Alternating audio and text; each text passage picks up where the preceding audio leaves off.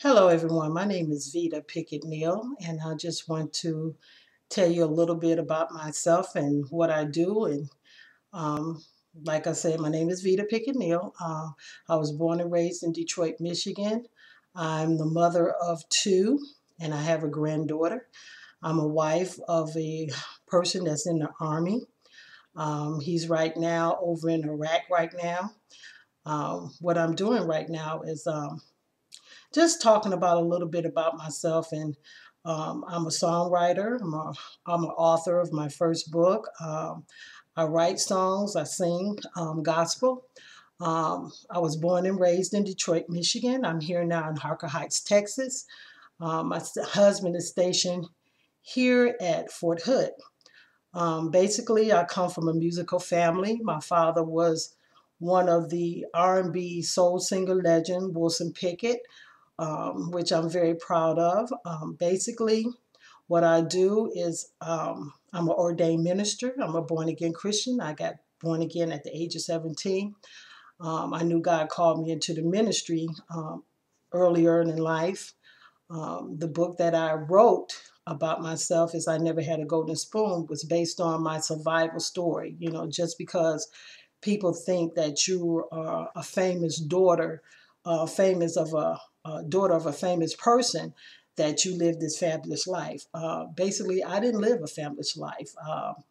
I made a lot of bad decisions in my life, and basically, my book is talking about my survival story. I came from abuse relationship, mental and physical, for 13 years. And everybody asked me, well, why did you stay in a relationship? So a lot of people stay in relationships because of various reasons. But in my case, I stayed in a abusive relationship not because I was fearful of him or my kids or anything like that, but basically because I was too embarrassed to tell anybody that I was living in an abusive relationship. And this inspired me to write the book because being a born again Christian is so many people that's in the Christian um, way of life from the pulpit to the congregation is living the same type of life that I'm living. And when God gave me this vision to write this book, because He was with me all the time during the time that I was going through so much of my life over the period of years of those 13 years of being abused, that He was telling me in so many words that it's all about a choice. This is not what God intended for us to live, whether you're a man or a woman, that God never intended for us to be in an abusive relationship. And there's so many people that the Lord wanted me to write this book to reach out to them that this is not His plan and purpose for our life. Even though we're going through these things, God doesn't want us there. So I wrote a book based on that, which is I Never Had a Golden Spoon. This is my book that I wrote. And basically, I had people to really read the book, and I was really amazed at how many people told me, I never knew that you went through that. I never knew that these things was happening because I kept it undercover for so long. And so many people are doing the same thing that I was doing. And they were saying how they were so blessed by it because some of them, like, one of my family members, my Uncle Max and my Auntie Brenda read the book, and they was just so amazed because they never thought that I was going through all this pain and turmoil because I made bad choices. I made bad decisions. And just because you grew up with a person doesn't mean that a person is necessarily the person for you, or just because that person says they're saved does not mean that that's the person for you.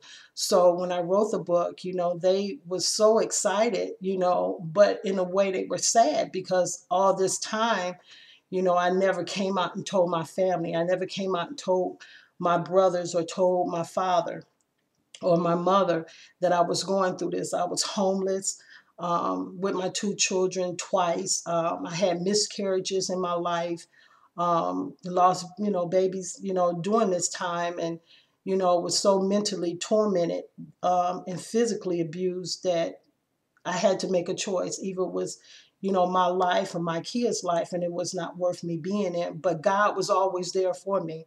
I came from ground zero to where I am today, and still helping people to deal with situations like mine, that this is not God's plan and purpose for your life, that God has something better. You can be successful if you trust and rely on Him. And I trust and rely on God, where I had no money. I had no place to go. I wind up ending back in the city of Detroit, but God brought me from the bottom and built my way up to the top. So I tell a lot of people, this is not God's purpose. This is not God's plan.